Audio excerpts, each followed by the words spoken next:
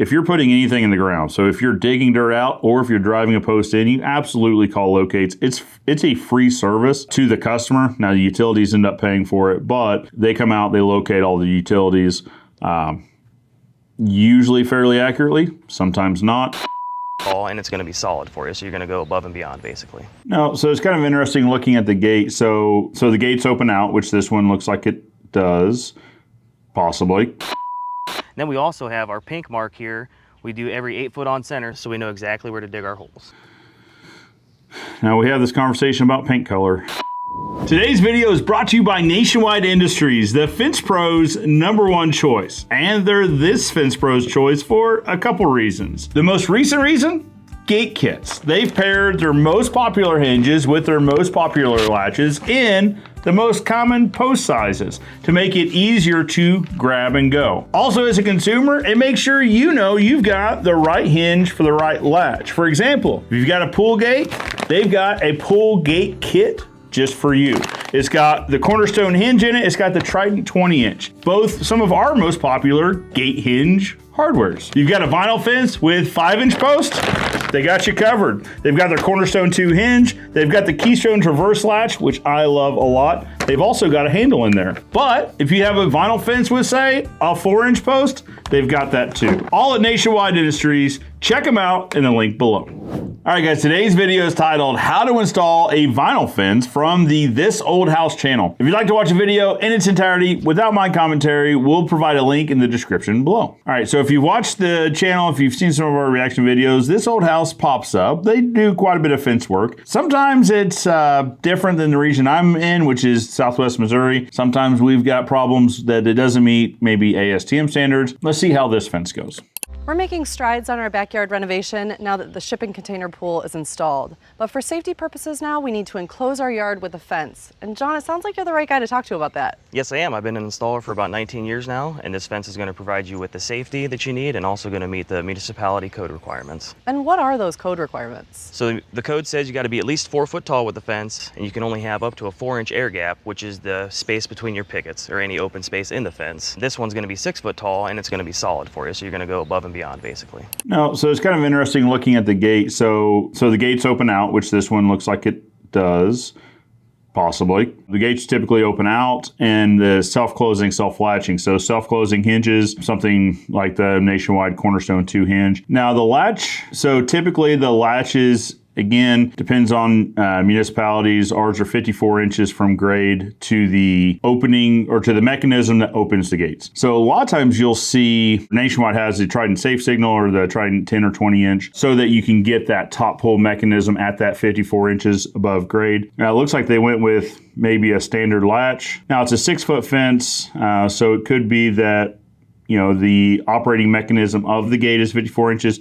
You just want to make sure to check your local municipality and probably use a latch that's designated for pool use. Your inspectors are going to be used to seeing something like this. Again, depending on the height of the fence, the Trident 10 or 20 inch, we use a lot of the Trident 10 inch. They also have the Safe Signal now, which gives you an audible, and a visual, lights and sounds when that gate's open. Vinyl is a great option for a pool fence. It's not going to rust or rot, being that it's vinyl.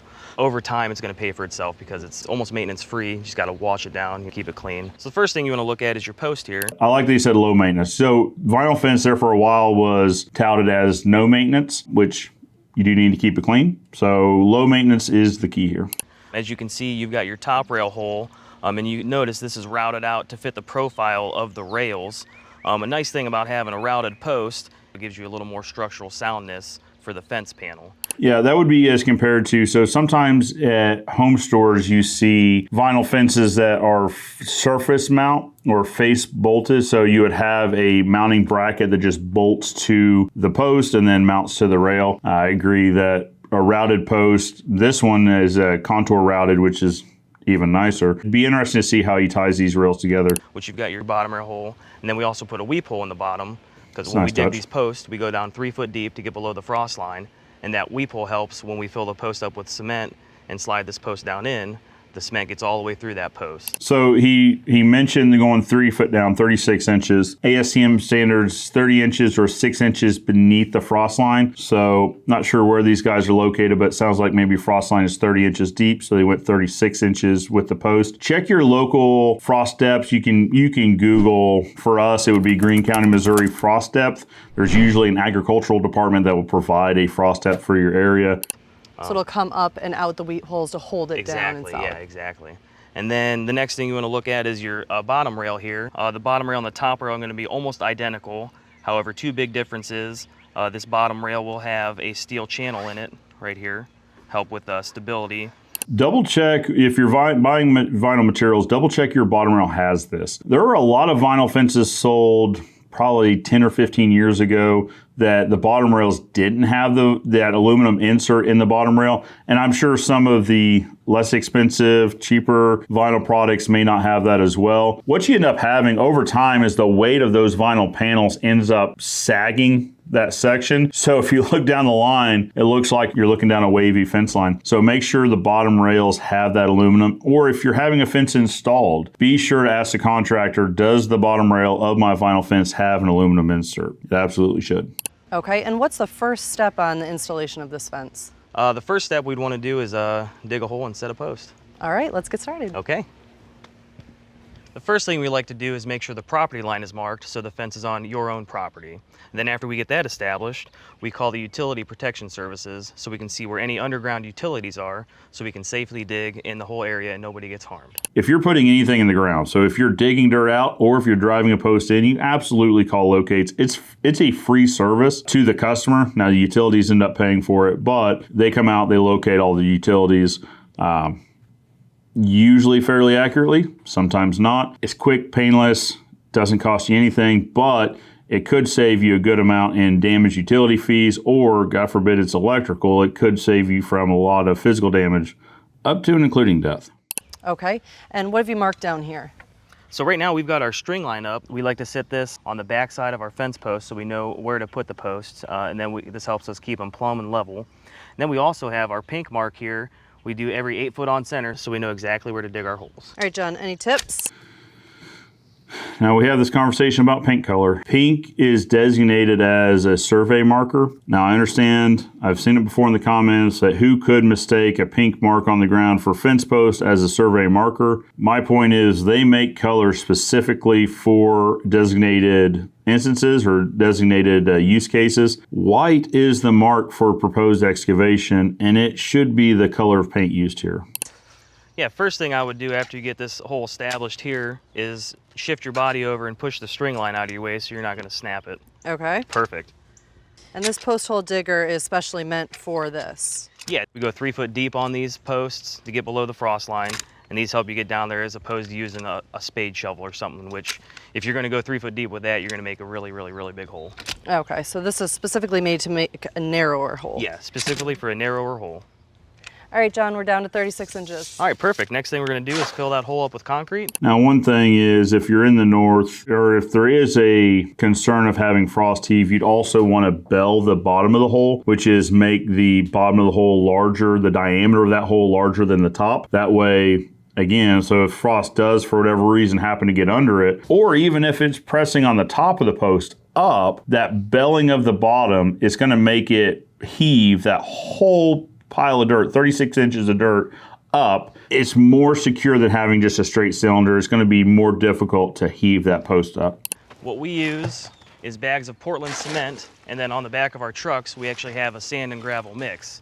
Gives it a nice consistency, a nice strength. So I see most people usually put the post in and then fill around it. Why do you do it this way instead?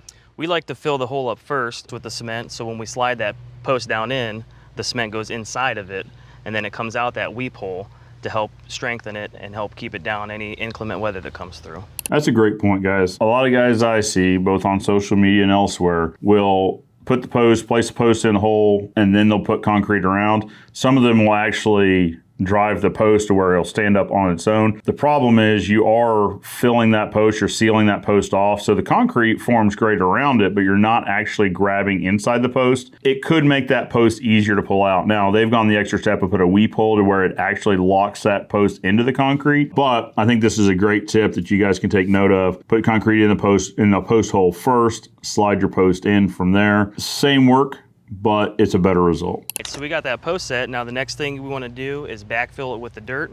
They're gonna have a tough time getting the bottom rail in there if it's below grade. So it's interesting to see. So usually you would see the post marked with a height measurement. Make sure all the posts are the same height. Or if there's a severe grade, you can set them to that height and then adjust them to grade from there. But you'd want some sort of, now, it's this old house. They're going to set one post and this guy's crew is going to come in and install all the rest of them. So demonstration purposes only. But you would typically want either a mark on there or some sort of indicator of exactly where that post needs to be set to height so that when you come in, it all just goes together really nicely. You don't have to worry about trying to either raise a post or lower a post after the concrete's cured. Because in this case, as we just discussed, that post is locked into the concrete. So you want to take that mallet there. So we're going to fine tune the height. You want to keep tapping it down a little bit. Then we're gonna get tight to grade. Since you have a small dog, which that looks perfect right there. So we're gonna be able to use that post and follow the rest of your grade of your yard to get the other post sighted in. So everything flows nice, keeps you tight to the ground, keeps the dog in. Okay, and we have to let this sit for a little while before we can work any further. Yeah, we need to let the cement cure for a day or two before we put any panels up. So the length of time you let the concrete cure probably depends on a few things. One is moisture content of the ground. Also, has it rained during the set? So our ground, I guess, might be more moisture content than these guys. Typically, we'll let that concrete cure 2 to 3 days to make sure it's set up enough to support us running rails and pickets, because you're moving these posts quite a bit when you're installing this. So take our side strips here, get your screws, and we can start putting the pickets in. Slide it over. Yep.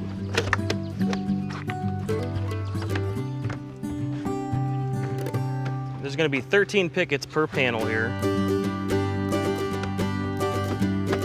All right, looks good. That rib fits perfect. So our next step here is we're going to put this top rail on.